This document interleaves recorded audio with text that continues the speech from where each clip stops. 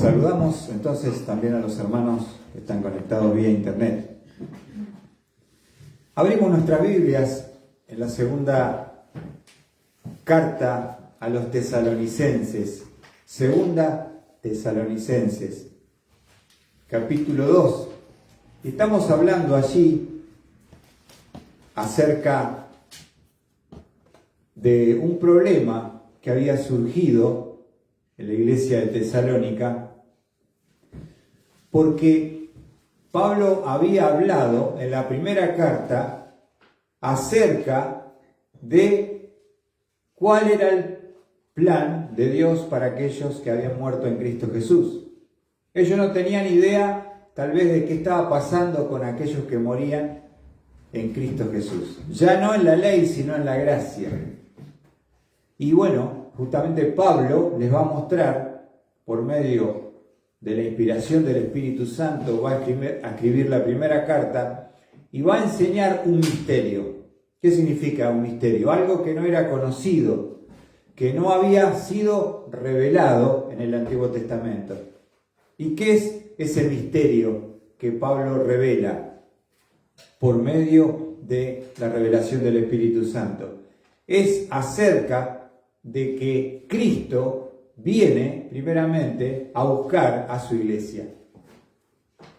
Y lo primero que hace cuando viene del cielo en el aire, da la orden, la trompeta de Dios, la voz de mando, la voz de arcángel y con trompeta de Dios, y los muertos en Cristo resucitarán primero.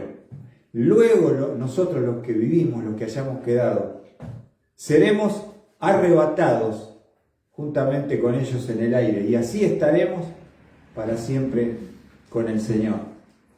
Entonces, Pablo revela por inspiración del Espíritu Santo en la primera carta, capítulo 4, versículo 13 al 18, el rapto, arrebatamiento de la iglesia.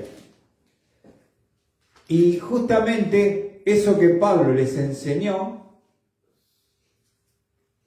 alguna voz o alguien empezó a circular en la iglesia cuando Pablo obviamente se tuvo que ir, no estaba presente, aprovechaba el enemigo para sembrar dudas y había entrado un pensamiento dentro de la congregación de que Cristo ya había venido.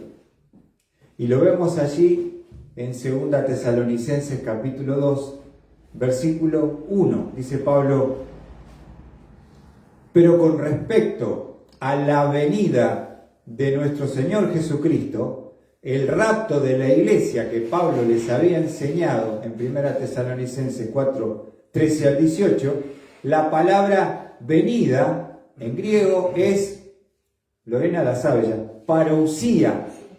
Parousia es el encuentro personal con Cristo del pueblo de Dios. Parousia. En cuanto a la parousia de nuestro Señor Jesucristo y a nuestra reunión con Él, ¿qué dice Pablo?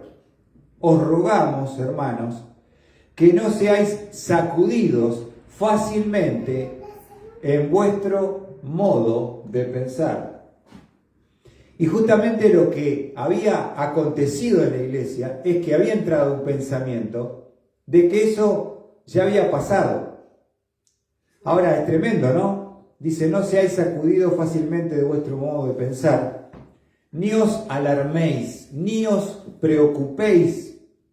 Y vemos tres formas como Satanás trata de producir ese cambio de pensamiento y por lo tanto también esa preocupación en los corazones de los creyentes que habían dejado que ese pensamiento entrase y había producido confusión y habían perdido esperanza y estaban angustiados.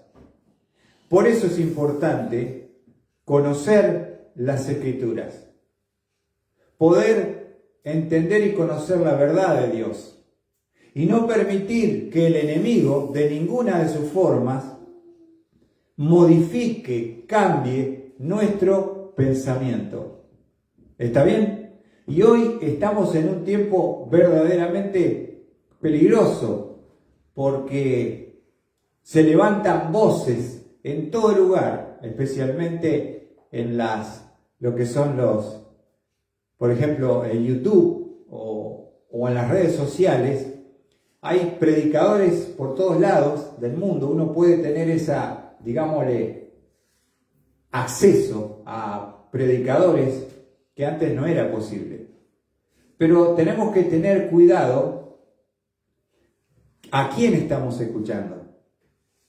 ¿Por qué? Porque tiene que tener esta doctrina, esta enseñanza de las Escrituras, porque si no, pueden sembrar dudas en tu corazón y provocar desesperación y desconsuelo. Entonces, hay que preguntar, cuando uno tiene un pastor, ¿qué hace? Tiene que preguntar: pastor, usted que sabe, que conoce la palabra, tal pastor, ¿usted me aconseja que lo puedo escuchar, seguir? Porque por ahí uno, sin tener entendimiento, conocimiento y discernimiento espiritual, escucha una voz que va a generar confusión. ¿Se entiende? ¿Nos sentamos ahí?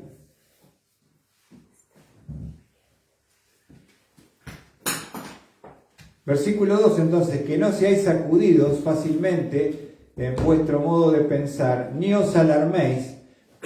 Y vimos las tres maneras como Satanás trata de afectar nuestro pensamiento y generar una alarma. Dice: ni por espíritu.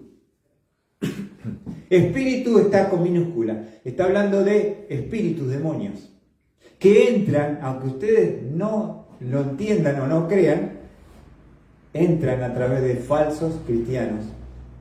Y esos espíritus son espíritus de error, para poder desde adentro de la congregación comenzar a sembrar esa falsa doctrina, generar confusión en los hermanos, crear división entre los hermanos. Entonces, eso es lo que estábamos estudiando, ¿no? Y Pablo decía que una de las cosas que él tuvo que enfrentar como apóstol, de los peligros que tuvo que pasar, uno de ellos fue los falsos hermanos. Porque están dentro de las congregaciones. Uno no se da cuenta, pero son espíritus engañadores que están con un solo fin y propósito. Por eso el diablo los manda. No vienen a algo bueno, vienen a sembrar división, confusión, vienen a traer doctrinas que son movidas por espíritus. Y vimos, ¿se acuerdan el ejemplo supremo de lo que es, hasta dónde puede llegar el enemigo cuando estudiamos la vida de quién? ¿Lorena? De Judas Iscariote. Judas Iscariote es el ejemplo más gráfico hasta dónde el diablo se puede infiltrar. Porque era uno de los 12 apóstoles elegidos por Cristo. Pero el Señor, la diferencia entre nosotros y Cristo, radica en que Jesús siempre desde el principio supo el carácter y naturaleza del que le iba a entregar. Los demás discípulos nunca entendieron, después que pasó y se colgó y murió reventado, ¿se acuerdan? En aquel campo de sangre que compraron los líderes religiosos con las 30 piezas de plata. Habrá sido algo que impactó profundamente sus corazones. Ustedes imagínense vivir con alguien por más de 3 años, compartirlo todo, las charlas, la instrucción, el ministerio. Él era tesorero, pero nunca dejó de ser ladrón. Y ese carácter de codicia y de ladrón lo llevó a entregar por 30 sucias monedas de plata a nuestro amado Salvador. El peor negocio que hizo Judas Iscariote, porque nunca pudo disfrutar de esas monedas que le quemaron y tratando por remordimiento de sentirse un poquito más aliviado, fue a los líderes y le dijo, yo he hecho algo malo. No fue a Dios, fue a los hombres.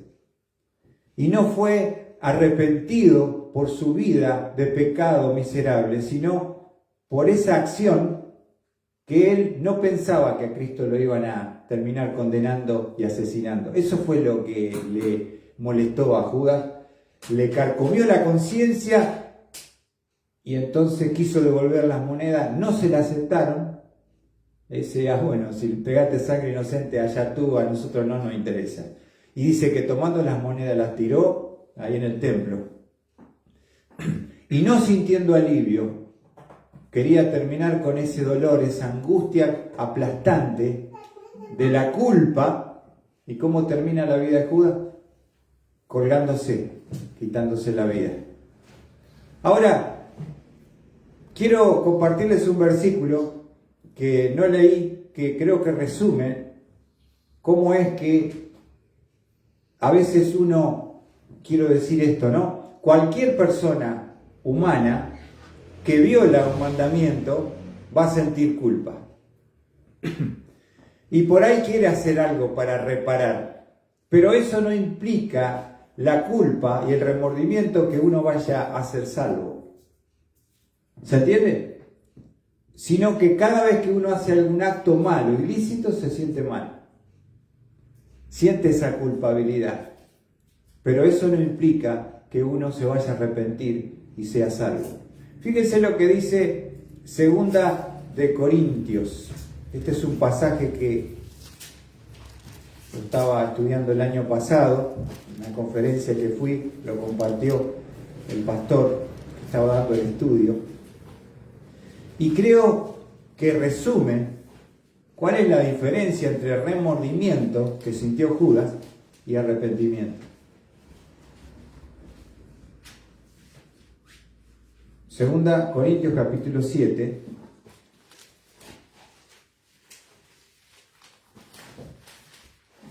Quiero explicar un poquito el contexto de este capítulo. Pablo había notado que los corintios, un grupo, estaban viviendo en pecado, en desobediencia y en rebelión contra Dios. Le manda una carta dura, con un propósito: generar en sus corazones un genuino y verdadero arrepentimiento. Y dice allí, por ejemplo, en el versículo 8, 2 Corintios 7, 8, dice, porque si bien causé tristeza con mi carta, no me pesa, aun cuando me pesa, pues veo que esa carta os causó tristeza, aunque solo por un poco de tiempo.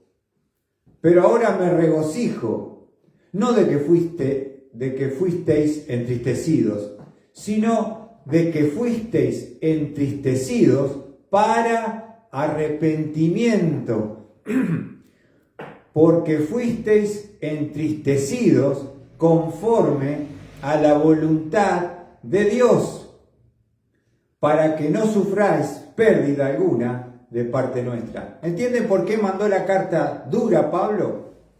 Si son cristianos verdaderos, esa carta dura va a quebrar los corazones de los corintios y va a producir un genuino arrepentimiento. Y miren lo que dice el 10. Y acá está el versículo clave. Dice, porque la tristeza que es conforme a la voluntad de Dios produce un arrepentimiento que conduce ¿a dónde? A la salvación, pero lo contrasta con el dolor de la culpa sin arrepentimiento, como Judas dice, sin dejar pesar. Pero la tristeza del mundo produce, escuchad, muerte.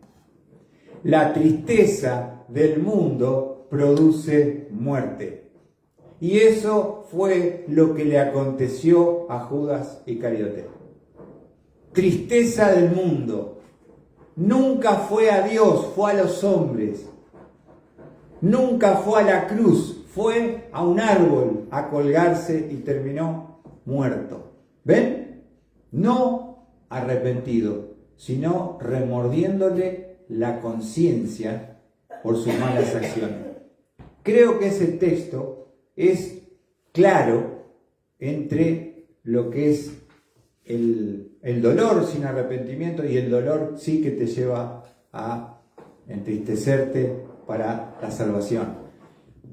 Y esto es importante porque cuando nosotros hablamos de Cristo y del Evangelio, tenemos que mostrarle a la persona su culpabilidad. Tenemos que mostrarle a las personas sin Cristo que son pecadores perversos. No que son buenas personas, son perversos pecadores.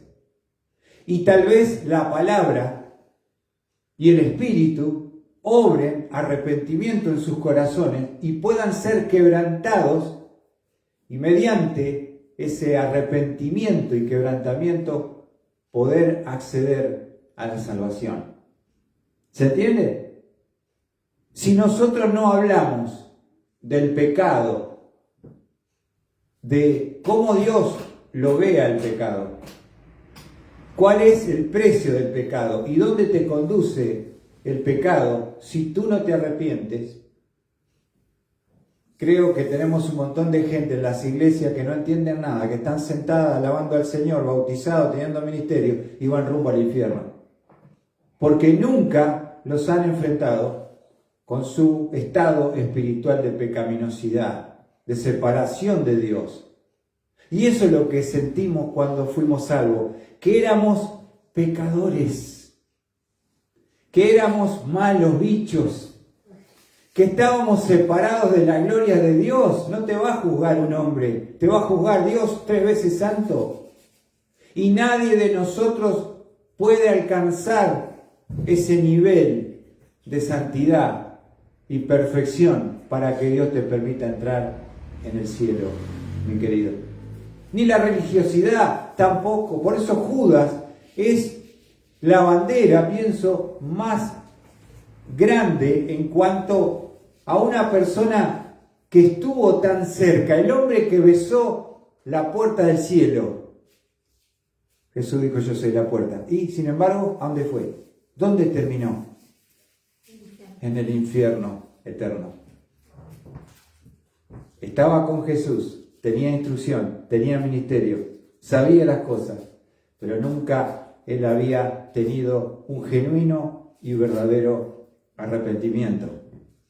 ¿Se entiende, hermanos? ¿Cómo podemos ser engañados por espíritus que están dentro de las congregaciones? Fíjense un texto que se encuentra en Gálatas, capítulo 2.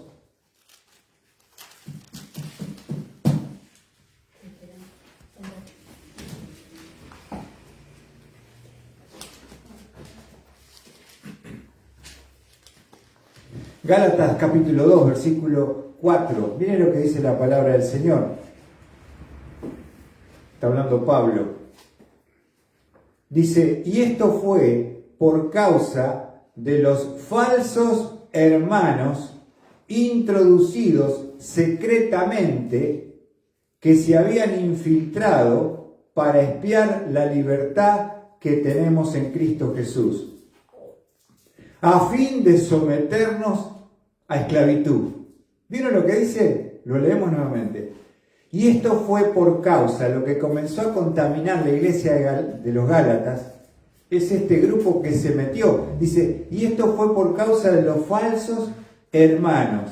Dios te bendiga, hermano, ¿no? Gloria a Cristo, yo también creo en el Mesías, Salvador. Estos que se introdujeron, falsos hermanos, introducidos encubiertamente, que se habían infiltrado, ¿para qué? Con un propósito: para espiar la libertad que tenemos en Cristo Jesús, a fin de someternos a esclavitud. O decirle: no es suficiente la fe en Cristo, hay que guardar la ley. tienen que volver a ser esclavos de la ley. Primero pervirtieron el Evangelio, capítulo 1, otro Evangelio. Pero después pervirtieron la gracia y entró el legalismo en la iglesia. Qué astuto que es el diablo. Si nosotros le dejamos, nos va a destruir. Por eso Pablo dice, tengan cuidado mis hijos allí en Tesalónica. ¿Por qué? Porque hay espíritus de error. Y vamos a ver otra vez el texto allí en 1 Timoteo, como él lo explica. 1 Timoteo 4:1.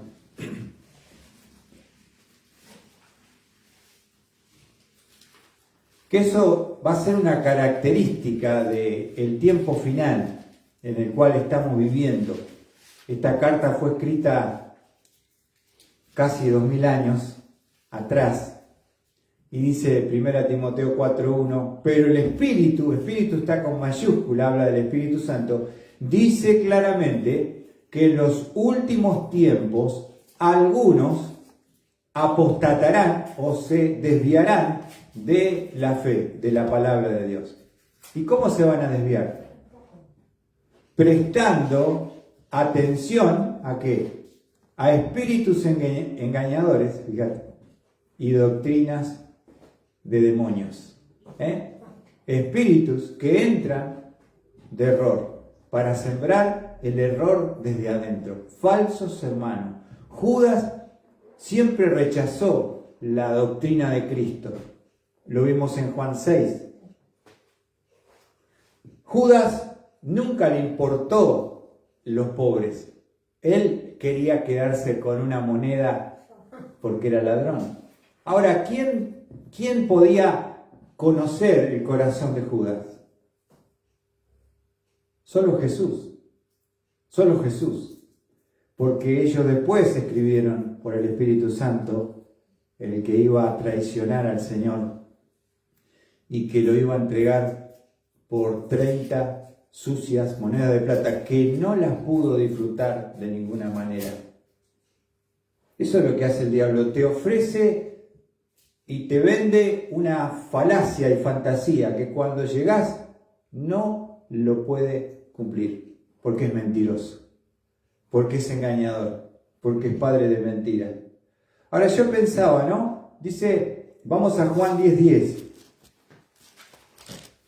Está hablando acá en Juan 10:10.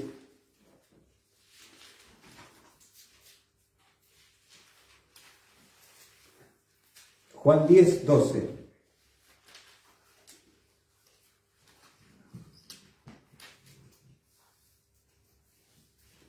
Juan 10:10, perdón. Juan 10:10. Jesús va a decir lo siguiente, escuchen, el ladrón, acá está hablando del diablo, el ladrón solo viene para 3 cosas. Primero, a robar. ¿Qué hizo Judas? Empezó robando. Matar. Terminó entregando al Señor. Y terminó colgándose de aquel árbol. Y después dice, y destruir. Esto habla de destrucción eterna en el infierno. Satanás viene a 3 cosas. Hurtar, robar, matar y destruir. Eso fue lo que experimentó Judas. Porque fue el ladrón. El ladrón lo tomó. Él vino a hacer su negociado. ¿No? Empezó robando. Matar. Terminó quitándose la vida. Y destruir. Terminó en el infierno. El diablo viene a 3 cosas. Hurtar, matar y destruir. Ahora Jesús mira lo que dice. Yo he venido en contraposición al ladrón, al diablo. Yo he venido para que tengan vida y para que la tengan en abundancia. Yo he venido para que tengan vida y para que la tengan en abundancia. El ladrón viene a 3 cosas: robar, matar y destruir. Yo he venido para que tengan vida y para que la tengan en abundancia. Volviendo a Tesalonicenses 2, vimos 3 maneras como el enemigo trata de cambiar el pensamiento y generar confusión en medio de la congregación. Segunda Tesalonicenses 2, versículo 2. Que no seáis sacudidos fácilmente en vuestro modo de pensar, ni os alarméis, ni por espíritu. Segundo, ni por palabra. Otra de las maneras que el enemigo tiene para generar otra doctrina es mediante palabra. Ahora, ¿son importantes las palabras? ¿Sí o no? El libro de Proverbios dice en el 18:21 que la muerte y la vida están en poder de la lengua, de la palabra. Esa palabra que figura ahí, palabra, es logos. Logos. La palabra que puede alguien tirar o sembrar y causar un efecto devastador. Dice que en la India venía un grupo de religiosos musulmanes, ¿viste? Más de miles y miles iban a la Meca, iban pasando por un puente y alguien empezó a decir y a murmurar que iba a venir un ataque en ese momento sobre el grupo religioso. Y esa palabra que tiraron como un murmullo provocó tal pánico que empezaron a correr por ese puente, a pasarse por encima unos a otros, y murieron más de 1000 personas, aplastadas de la desesperación de una mentira, de un supuesto ataque terrorista que nunca existió. Son poderosas las palabras. Y hoy tenemos las redes sociales, ahora tenemos la IA, la inteligencia artificial, que te tira conceptos, y entonces una palabra puede generar destrucción y causar división. Es otra manera del plan del diablo para afectar la doctrina que ellos tenían, que Pablo les había compartido. No se dejen modificar en sus pensamientos, ni se alarmen, ni por espíritu, ya vimos la vida de Judas, ni por palabras, ni por palabra. Esto habla de las palabras humana, es una palabra humana, es un concepto humano, es una idea humana, que nada tiene que ver con Dios ni la inspiración. Fíjese lo que decía Pablo en 1 Tesalonicenses 2:5, justamente que él no quería ser caracterizado por venir a tirar una palabra humana de acuerdo a su punto de vista. 1 Tesalonicenses, capítulo 2, versículo 5, dice la palabra de Dios. ¿Lo tienen ahí? Porque como sabéis, nunca fuimos a vosotros con palabras como palabras lisonjeras. ¿Qué significa esa palabra lisonjera? Lisonja. Les quiero mostrar cómo sería el concepto, ¿no? Es una palabra que alguien da como si fuera empieza a hablar como una seducción, te va lisonjeando, te va acariciando, te va chamullando, como se dice en Argentina, con un propósito perverso. ¿Se entiende? No es algo que viene del corazón y de la razón, sino con un propósito siempre malo, siempre perverso. Entonces, la idea de, como dice Pablo acá, lisonjera es que agrada al oído, te gusta escuchar, pero ese agradar al oído tiene un motivo y un interés perverso. Te seducen mediante el chamullo, palabras. Y hay predicadores en el internet que son el rey del chamullo, que son tan hábiles, tan astutos como la serpiente para hablar, que te enredan y que te generan una atracción y una emoción. Si no, no serían engañadores, ¿no es cierto? Ahora, todo se hace con esa forma y eso genera verdaderamente destrucción dentro de la iglesia.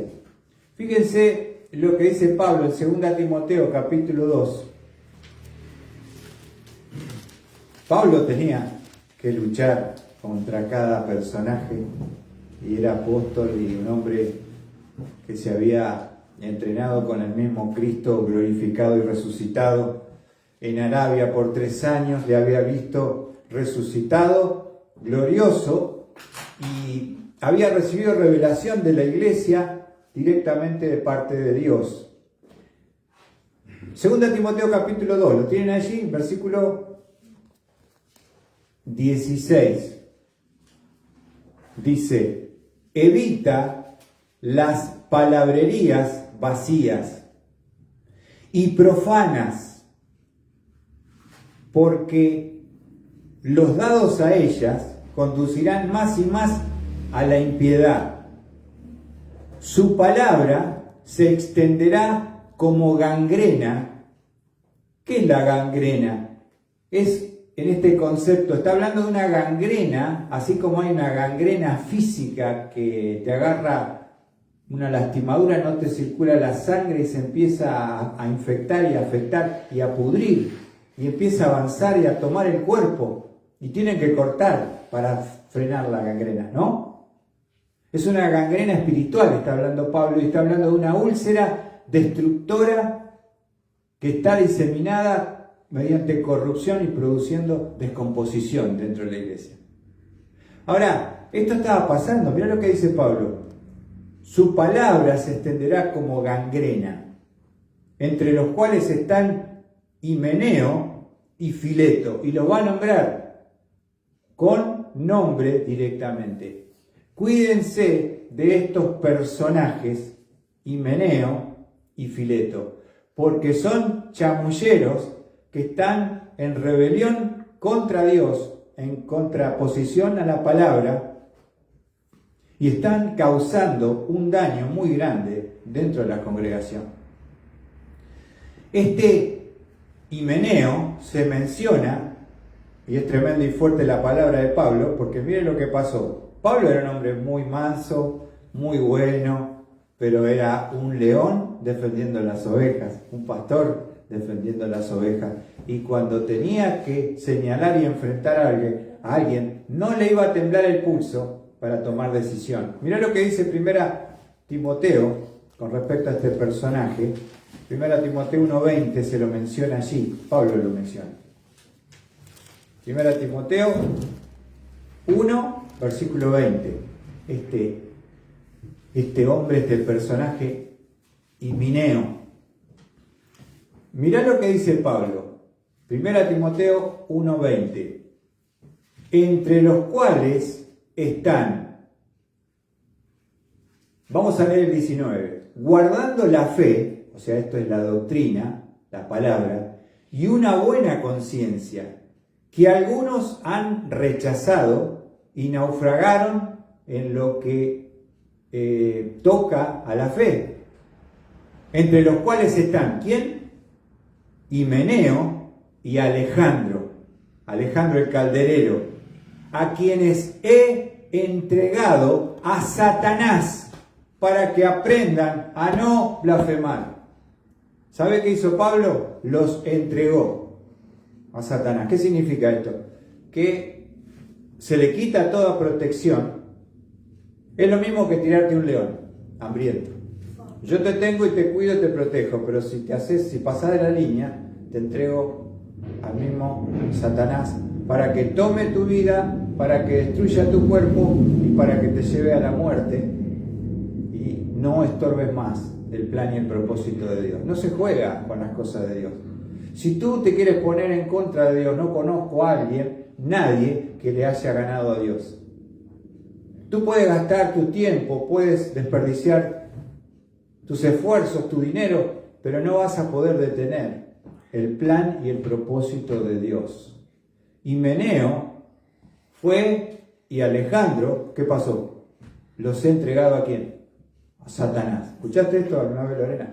Entregar a Satanás significa quitarle toda protección, para que el diablo lo tome, ¿a qué vino el diablo? A hurtar, a matar y a destruir. Tirarlo al león, para que se lo coma. Y no estorbe más en los planes y propósitos de Dios. Qué tremendo, ¿no? Porque ellos querían meter palabras ahí, vacías, huecas. Era un opositor de la doctrina y la palabra. Me acuerdo una vez me invitaron a Córdoba, a Cruz del Eje, a predicar. Ustedes saben que a mí me gusta el respeto. Respeto a la persona que está acá, adelante. Y temor, reverencia a Dios. Respeto al hombre, reverencia a Dios. Estábamos con Sandra de vacaciones, entonces me encontré con un ex alumno de Monte y me dice, ¿no querés venir a predicar a mi iglesia? Bueno, yo estaba, vamos. Entonces, estábamos ahí en Córdoba, predicando la palabra. Y por allá en el fondo había uno que estaba parado, Y entonces empiezo yo a hablar y en una parte no sé qué dice él, acota algo. Y yo desde el púlpito le digo, lo pongo en orden, Lo pongo en orden, como corresponde. Y después que terminé la reunión me dice uno, che, le pusiste los 2 puntos al Terry, dice, acá le llamamos el Terry, dice, porque cuando está predicando alguno enseñando, dice, ahí uno se sienta en primera fila y dice, no, eso no es así. O sea, el tipo ya lo habían dejado, que se instale, que se oponga desde la misma, públicamente, sentado en la fila y le había puesto el Terry, porque ellos son de ponerle sobrenombre a todo. Le pusiste los puntos al Terry, dice, se quedó en el molde de la fila. ¿Cómo podés permitir que alguien que está escuchando a un hermano una predicación, una enseñanza, vos te le pares en público y le digas, no? ¿Ves? Tenemos que cuidar el orden que Dios, como Dios es un Dios de orden, pero ¿cómo a alguien públicamente le vas a permitir que se pare a contradecir? Un opositor que manda el enemigo, ¿no? Así que son historias que uno a veces le toca vivir, ¿no?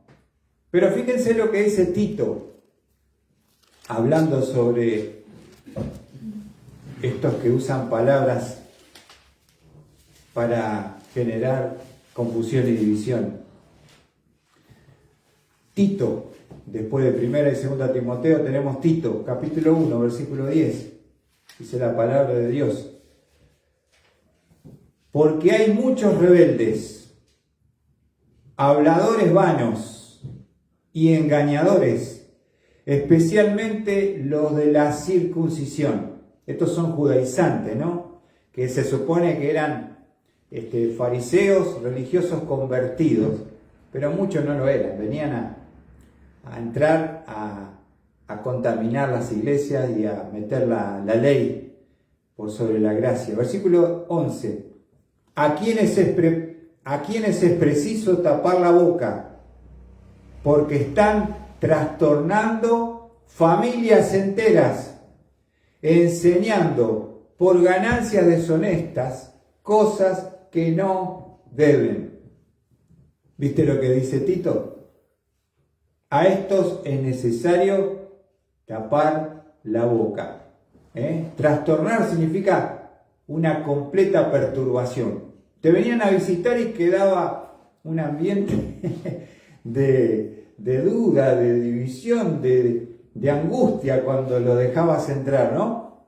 Porque antes se usaba mucho que venían hermanos de otros lugares, decía que estaban misionando. Y vos de onda los recibías, le daba una cama, le daba un plato de comida y ahí se instalaban y empezaban a chamullar. ¿Sabés que tengo palabra de Dios? Y hoy justamente estamos en un tiempo donde han resurgido los apóstoles, que no hay más. Si vos decís apóstol, ya entraste mal, porque los apóstoles y los profetas que formaron el cimiento de la iglesia terminó en el primer siglo. El cimiento, por medio de apóstoles y profetas que forman el cimiento de la iglesia en este edificio, de donde se edifica la iglesia, ya fue la revelación completada en el primer siglo, el canon bíblico. Todo esto que está surgiendo en movimientos carismáticos, que dicen apóstoles, que dicen profetas de Dios, es todo falso, es todo engaño, es todo mentira. Ahora, es interesante porque uno en esos cultos, en vez de ir a escuchar la palabra de Dios, que está revelada, y que todo lo que Dios quería decirte, ya lo dijo en estos 66 libros, no necesitas más. Van a escuchar a ver qué el profeta, qué palabra trae. En el nombre de Dios. Hermana, tengo palabra profética. ¿O no, Lorena? Vos nunca escuchaste. Trae bendición. Viene bendición sobre tu vida, hermano. Bueno. Y dice, qué lindo lo que me dijo el profeta. ¿Qué dijo el apóstol? Apóstatas son, no apóstoles. Son falsos apóstoles disfrazados. Que traen palabra que está contradiciendo la palabra inspirada por Dios. No es nuevo. Es algo que comenzó en el primer siglo, que Pablo y los apóstoles combatieron, pero que hoy, como nunca, están por doquier estos apóstoles, que son, aparte, ¿no? Son como mega estrellas, que tienen iglesias enormes, 10, 15 mil, tienen guardaespaldas, ¿viste? Parece Messi, ¿viste? La fama de Messi. Pero detrás de todo eso hay gran engaño y gran mentira. Y las multitudes van como cordero al matadero a seguir estos personajes famosos que tienen iglesias, mega iglesias famosas, pero que dentro de esos lugares han desechado la palabra de verdad. Nosotros nunca vamos a hacer mucho, porque a la gente no le gusta escuchar lo que Dios le quiere decir. Quieren escuchar lo que ellos quieren escuchar. Entonces vos podés ir a otra iglesia donde el pastor es una unción que tiene y te dice la justa y de que voy ahí cambié el auto y mejoré el negocio. ¿Viste? Andate a la Universal que te sacan hasta el último mango. Pare de sufrir. ¿Sabés quién para de sufrir? Los creadores de esa secta llamada, ¿cómo se llama? La Iglesia Universal, ¿no? Son mentirosos que son multimillonarios, que viven como reyes, sembrando la mentira. Fíjense el poder económico que tiene, que cuando vos terminás las programaciones, son ellos los que están en todos los canales. Tienen su propio canal, que han comprado, su radio poderosa y potente, y la gente va como cordero al matadero. Le venden una mentira, una falsa esperanza de bendición y prosperidad. Y si alguien te pide plata para que Dios te bendiga, eso no es de Dios. Porque Dios te bendice gratuitamente. Porque el Evangelio es por gracia, es un regalo de Dios, no se vende. Y todo aquel que te quiera vender algo para recibir algo, está negociando con tu fe y con tu necesidad. Entonces, tenemos que tener cuidado que escuchamos, ¿no? Con Judas y con palabras que vienen teóricamente de parte de Dios, pero que vienen a destruir, a dividir y a causar destrucción dentro de nuestras congregaciones. Así que damos gracias a Dios por este concepto que hemos podido compartir en esta hora y en esta noche.